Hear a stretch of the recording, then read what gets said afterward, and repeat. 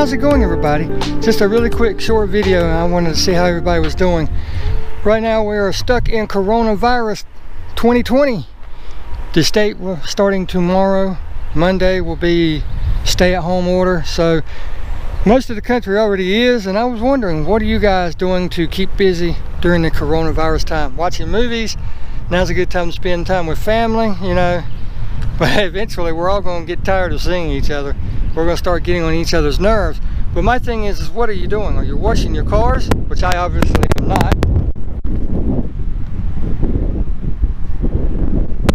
They are all yellow right now from the tint, the pollen. But what I am doing is building that for the wife. Okay, this is the latest project. This is what I've been keeping myself doing. I don't have a lot of time in it. I've got a little bit of time. I've probably, if I had to add it up, I'd say I've got 2 solid days in it, because what I do is I try to work on it just a little bit in the weekends, and then yesterday I put a whole day into it, putting the roof on it. As you can see, I've been keeping myself busy.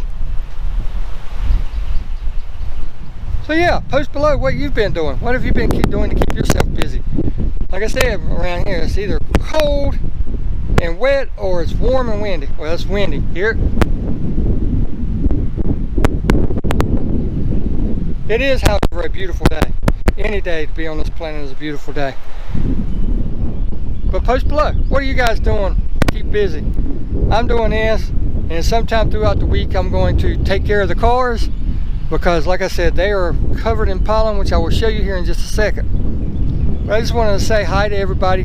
Wish everybody a healthy and safe time. Please stick to the advisories. Keep your social distance. It's a new time that we live in, but keep your social distance. This is nothing to play with. Everybody says, hold on, let me get out of the wind.